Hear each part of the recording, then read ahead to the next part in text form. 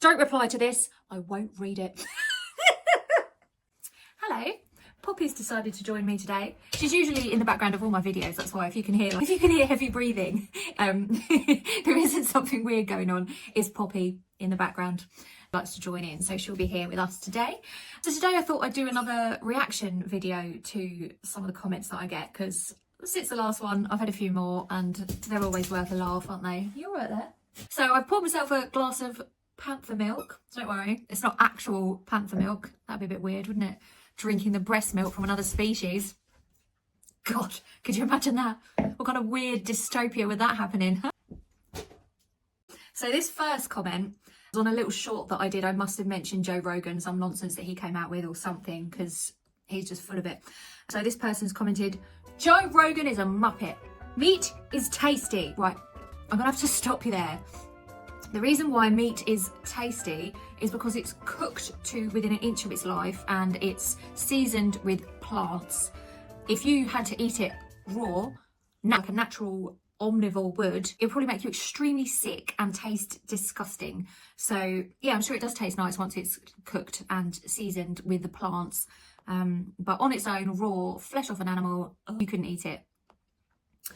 It's cheap, protein rich, and best of all, something my digestive system isn't trying to kill me over for once.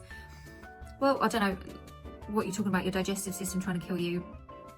All of the modern science is very clear that whole foods, plant-based diet is extremely healthy. It's perfectly healthy and you can have it at all stages of life. Humans can eat it. Sorry, I'm just looking at Poppy, she's distracting me. Humans can eat whole foods, plant-based diet throughout all stages of their life. So I've done a video a few videos back, a couple of months ago, about a nocebo effect, and pretty sure whenever anyone says being vegan affected or plant-based affected my health, it's all in their head. Sorry. So he's gone to say it's cheap and protein rich. Well, the reason why it's cheap is because it's subsidised by the government. So if farmers weren't getting millions of pounds from the government, the price of animal flesh would be through the roof, and plant-based alternatives, well, they already are. Like, when you look at, he's saying flesh is cheap. What are chickpeas, lentils, rice, bread, pasta? Like, they're some of the cheapest things in the supermarkets. He says it's protein rich. Well, where does the protein come from? The protein that's in animal flesh, where does it come from? It comes from the plants that the animals eat. So all we do is, as vegans, we just skip the exploitation and the suffering and the killing and the slaughter, and we just go straight to the source, which is plants. Jim Smith 9056 says, I need to ask. Go ahead. Do vegans have a plan for what to do with millions upon millions of unmilked cows? So whenever, like, you see this quite a lot in the comments on like animal rights posts or vegans posts, when like some non-vegan pops up and goes, I have a genuine question and I demand an answer for it. And you're like, oh great, here we go. They don't actually want an answer. They just think they've got some kind of gotcha and no one will answer. But what usually happens is they come up with the same old nonsense and 10 vegans will respond with the same straight to the point logical answer, and then what the person will do is go, you still haven't answered.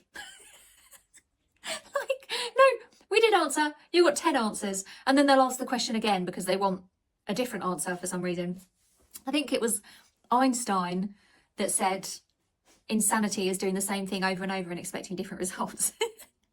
Because that's what they do. But you know that when they say, I need to ask, I have a question, riddle me this, you know that it's not coming from a genuine place. They think they've got a gotcha, and it never is a gotcha, because veganism is logic and truth. So anyway, what do they have to say?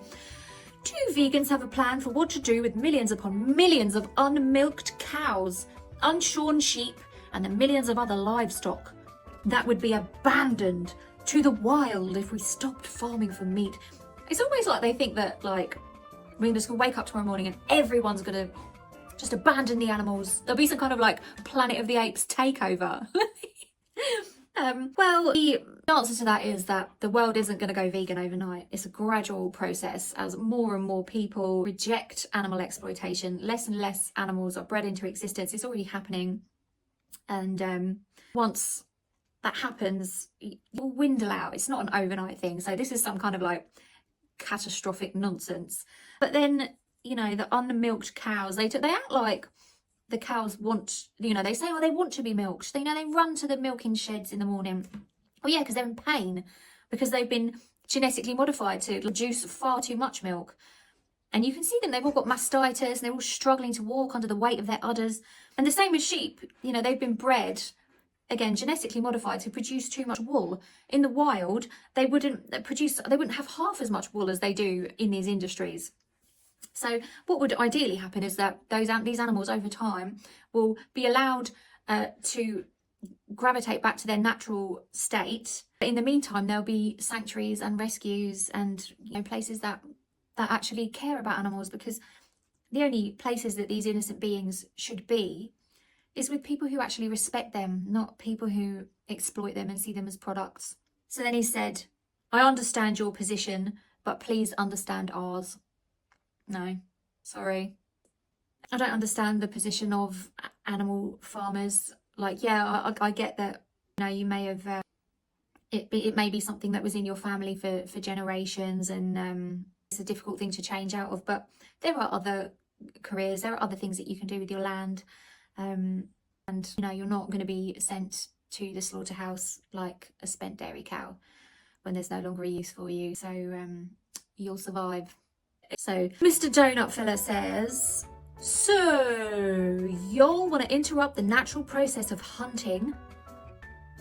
Are we talking about animals hunting each other in the wild, or humans hunting with guns? Because what's natural about a gun? Where in the ecosystem does a gun appear? Whereabouts in the food chain is a snare trap? There's nothing natural about that. A natural hunter has inbuilt weaponry like teeth and claws to be able to hunt down another animal and to tear them apart with their inbuilt weaponry. Humans don't. Then there's nothing natural about humans hunting non-human animals. So then he's gone on to say, y'all want to interrupt the natural process of hunting, then the natural process of reproduction. Yeah, reproduction is a natural process in nature. Animals reproduce, but one species interfering with another species and forcing them to reproduce, sticking foreign objects in their private parts and forcing pregnancy on them, there's nothing natural about that. You know, just to drag them into existence and force them into these unnatural, enormous factory farms and even non-factory farms. None of it's natural. Taking babies away from their mothers, fake milking machines, so that the calf doesn't take their mother's milk because we want it in our coffee. None of that is natural. Get rid of one of the biggest sources of food and nutrients. Right, it's a big source of food because the majority of the population has been conditioned to believe it's a food source, but we don't need anything from an animal. Our natural food source is plants. You say one of the biggest sources of food and nutrients is actually one of the biggest killers, in fact the biggest killer in the West, is heart disease, cancer, type 2 diabetes, all caused from eating non-human animals. So if it's natural, why is it the biggest cause of early death? Why are the hospitals full of animal-related sickness if it was so natural? Increase pollution to make vegan leather. In Conspiracy, they showed a part about the leather industry in India and how it's polluting the waterways. Animal agriculture in general is, you know, causing deforestation, ocean dead zones, climate change, pollution. It's one of the largest causes of climate change. So to bring up vegan leather, saying that it's a pollutant. Let sheep get their wool matted, leading to cut off blood flow and severe pain. And again, the reason why in the wild, these animals, these sheep, they wouldn't be facing these issues in the wild because their natural form, they're not producing too much wool. So it's your fault. It's animal agriculture's fault that these animals are messed up. You know, genetically modified messes. It's gone and fuck up the whole industry just to stop something from happening that would have happened in the first place. Well, it wouldn't. And none of this would have happened if it wasn't for human interference. It's an industry. It's a man-made industry. The clue is in the name. It's not natural. Animals hunt animals. Yes, animals hunt animals, but animals in the wild are in a survival situation. And they also don't have a little thing called moral agency, which is what humans have, which means that we can look at something and see it as right and wrong. For example, thou shalt not kill. Murder and exploitation are wrong. Humans know this. We taught it from a very young age, but most humans didn't get the memo. Humans are just really smart animals in all reality. That's the only reason we survive. So what? Just because we've got intellect, we've got a higher intellect than other animals, well, that means we can absolutely just destroy them, exploit them, enslave them, nonce them, kill them.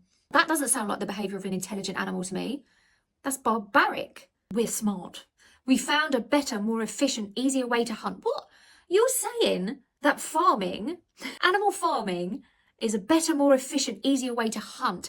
There's some fairness in hunting. You know, in the wild, a prey animal and a predator cross paths. The prey animal came into existence, the predator came into existence, and they crossed paths in that moment. No one was dragged into existence as a product, and the date of their death was set when they were born. How can you call that hunting? That's exploitation and hunting are two very different things. And yes, some do that in a cruel way, but many don't. So you've just said many. You've said some do it, but many don't, when actually it's the other way round. It's the majority. And in fact, no, it's all, because the animals at the end of the day end up in a place, an unnatural building called a slaughterhouse. There's nothing natural about that. The machinery, the gas chambers, the guns, what's natural about that? The animal exploitation is animal exploit. This person's a psychopath. Farming is farming. Veganism is stupidity. Veganism is logic. Literally, it's logic, and it is doing the decent thing. But you haven't really said why it's stupidity. You just said it's stupidity without going into further detail, which is normally what non-vegans do when they've got, or I shouldn't say non-vegans, because there are a lot of open-minded non-vegans. I'll say anti-vegans. This is what a lot of anti-vegans do. They'll come up with some sweeping statement, veganism is stupid, and then they won't really go much further than that. I said hunting is natural. Yes, it's natural in the wild and in a survival situation, but we are not in a survival situation because we all live 5 minutes down the road from a supermarket or grocery store. Don't reply to this. I won't read it. Why would you do that? Why would you even do that in the first place? Don't reply. A big old essay. I've just gone through this guy's whole essay, and then they've said, don't reply. I won't read it. That's like the internet version of like Knockdown Ginger. Like, for those of you who don't know what Knockdown Ginger is, bored kids used to play it in the 80s and the 90s before the days of eating dead animals in front of vegans. Where you just knock on someone's doorbell and then like run away, and it was thrill of mildly inconveniencing someone and getting away with it. But yeah, these days it's just about leaving an anti-vegan comment on a vegan post and then going, I won't read it, and running away. So thank you for that. Edgar Farrell 8096 says, go argue with a bear. I think he'll listen. Okay. Do you just assume the bear's gender might be a she? Which might be a she-bear. So thank you very much for listening to my vegan responses. I now have a headache and I need to lie down. But if you stayed to the end, I very much appreciate it. And I'd be very grateful if you could like, share, comment and subscribe, because it helps the vegan message reach many more people. And also, buy yourself some panther milk. It's oat milk, by the way, not breast milk. And it's really very nice.